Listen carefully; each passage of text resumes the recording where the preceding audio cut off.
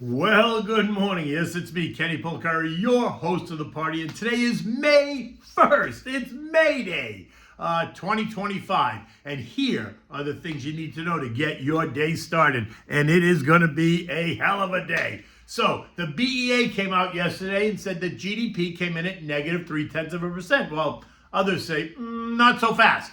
ADP is weak, mortgages were weak, personal income and spending were strong, and the PCE, the inflation index, once again declines. Meta crushes it. Microsoft smashes it. Apple and Amazon are due after the bell today. And what do we have for dinner tonight? We're going to have the Sicilian-style cod. We'll get to that in a moment. So here's another thing you need to know. The best investors in the world are really good at doing nothing for long periods of time. So think about like Uncle Warren Buffett, right? The Oracle of Omaha, Peter Lynch, the growth guru, Dan Payne, the wisdom architect, Benji Graham, the father of value investing, John Templeton, a global visionary. All these investors just kind of invest for the long term. And it doesn't mean you trade in and out. It just means you invest. And just like that, yesterday, stocks sold off in the back of what was perceived as a weak GDP report. First quarter GDP came in at negative 0.3. Okay, it was 0.1% worse than the estimate. But it wasn't like we didn't know that was going to be the headline number. Although, you can make an argument that the report was deficient and actually misleading. The BEA report highlights a significant 4.83% drag from net exports, driven by a record 41.3% spike in imports, which is subtracted from GDP, due to preemptive importing ahead of anticipated tariffs, and that creates a misleading headline figure of negative 0.3. Now, Larry Kudlow made this quite clear in his daily riff. And actually, you can find it in my note. I put the link in there. You can find it across. Just Google it. I'm sure it'll pop up anywhere you want to find it. In fact, I'll be on Varney and Company this morning on Fox Business at 9 a.m. discussing this very report with David Asman. In it anyway, in his riff, he points out what's wrong with the report. And that when you pull back the sheets, what you really find is very strong growth of plus 3%. And if you look deeper into the numbers, it gets even better. Private business investment is up, while government spending is down. Business investment increased by 10% on an annualized basis, and even better business equipment and machinery, which Larry points out is an incredibly important harbinger of productivity, of job increases and of real wage hikes, that rose an incredible 22.5%. And that suggests, my friends, no recession. And for the entire report, that 22.5% is the single most important number. He goes on to say that Trump's one big beautiful bill is going to pass both houses of Congress by July 4th, and that Trump has said repeatedly that he will give business investment and factory investment in building a 100% immediate depreciation write-off, plus all this is going to be retroactive to January 20th. So in the end, this is not a negative story at all, quite the contrary. And if that isn't enough, domestic final sales, a cleaner gauge of economic activity, remained robust at 3%, and inventory accumulation added 2.3%, a positive offset. This suggests the economy's core demand, particularly from who? The households, you and me, was stronger than the headline implies. So for all those screaming recession, I have to say, not so fast, big boy, grab a hold of yourself. And then we got the latest ADP employment number, and that was significantly weaker than expected at 62,000 new jobs versus the expected 115. It was a bit of a surprise, or maybe not, as it shows caution by employers rather than chaos. Mortgage apps, well, they were weak, coming in at negative 4.2%. Again, no surprise. Housing prices need to decline. We've discussed this as well. Personal consumption was stronger than the estimate at plus 1.8% versus the expectation of 1.2%. Americans are spending money. Personal income is better. Expected, it came in at 0.5% versus the expectation of plus 0.4. Americans are making money. Real personal spending also better than expected at plus 0.7 versus the expectation of plus 0.5%. Again, Americans are spending money. And then the most important metric, the PCE report, JJ's favorite data point, was also better than expected, showing inflation is coming down, not going up. and that follows the latest CPI and PPI reports that we got earlier this month. So again, it's a mixed bag. Yet the algos found it necessary to go all in on sell mode. Why? Well, first, because we had 5 consecutive updays, so they needed a reason to hit the sell button to help the trader types lock in some of those short-term profits, also known as creating alpha. And 2, because all of the simmering angst surrounding the release of earnings from both Meta and Microsoft, which by the way both killed it, but we'll get to that in a minute, while we await today's Amazon and Apple tonight, right? There was all that angst around what the hyperscalers were going to say.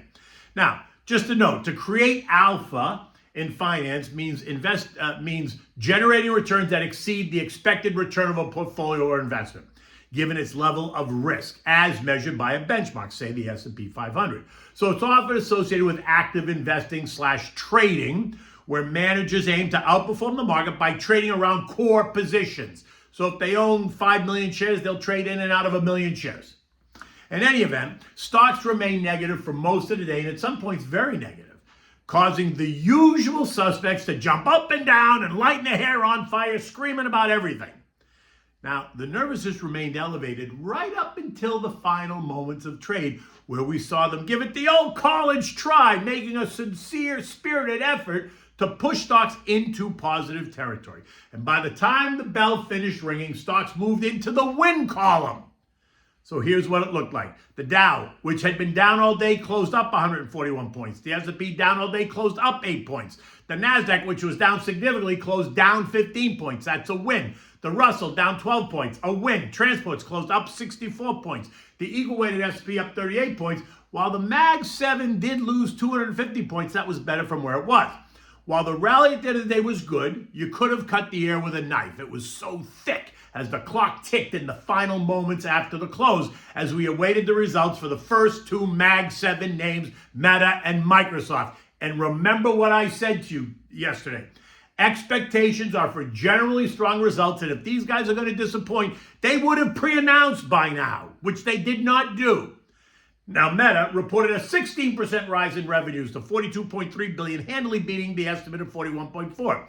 Earnings per share is $6.43 versus $5.21, beating both top and bottom lines 9 straight quarters. Operating margins 41% up from 38. They're going to spend more money on CapEx so they can be the king of AI. But do we really want Marky Mark to be the king? I don't think so.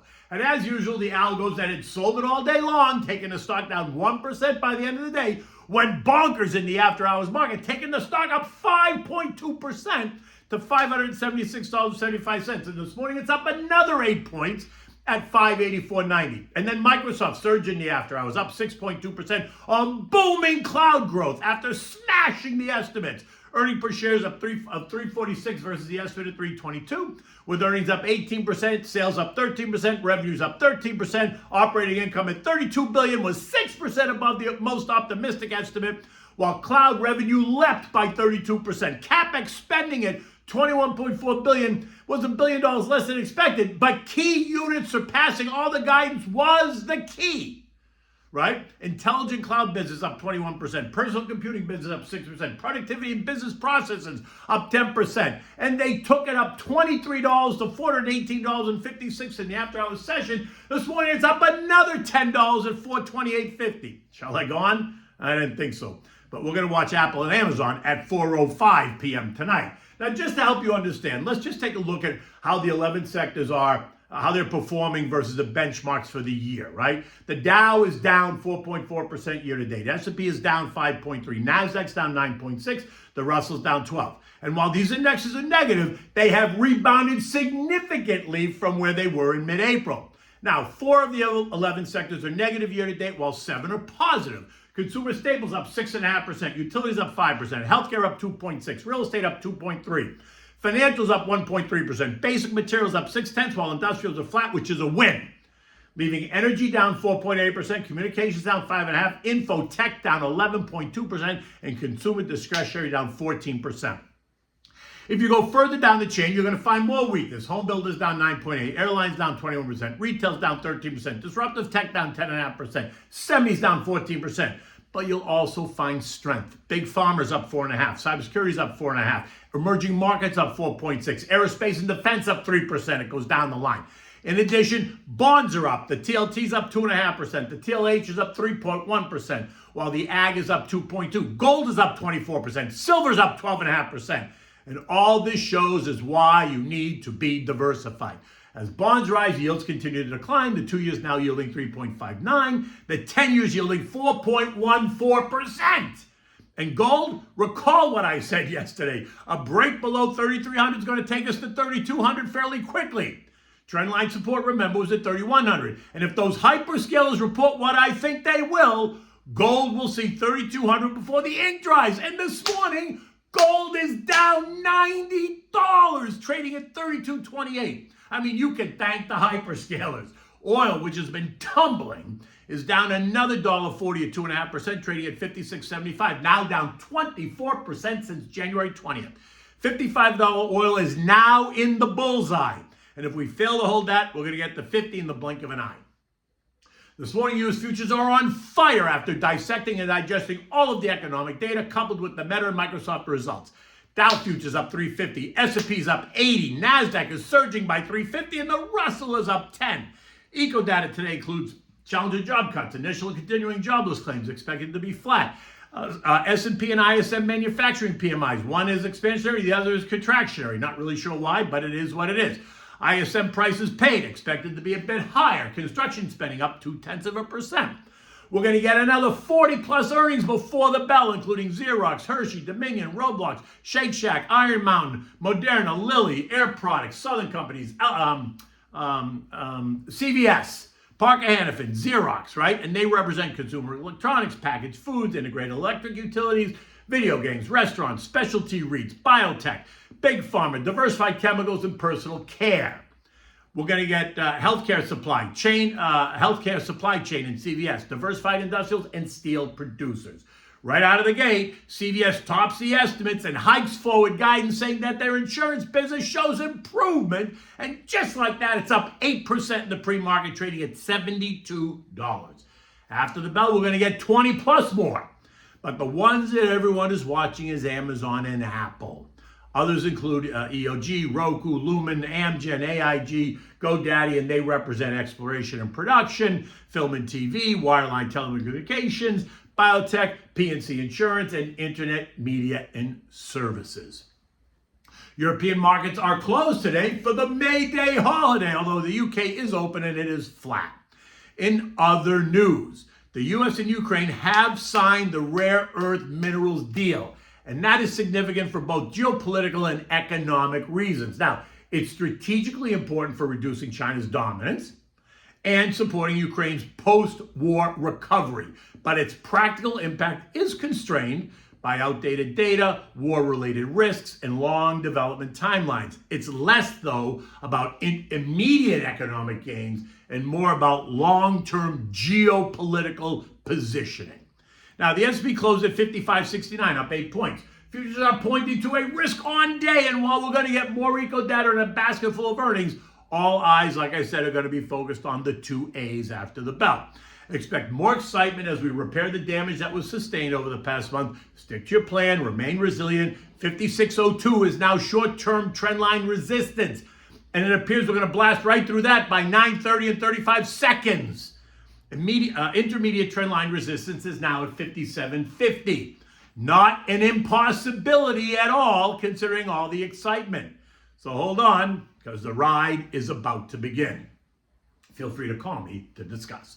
Okay, so what do we have for dinner tonight? So we're having Atlantic cod served Sicilian-style, right? The dish is easy to make.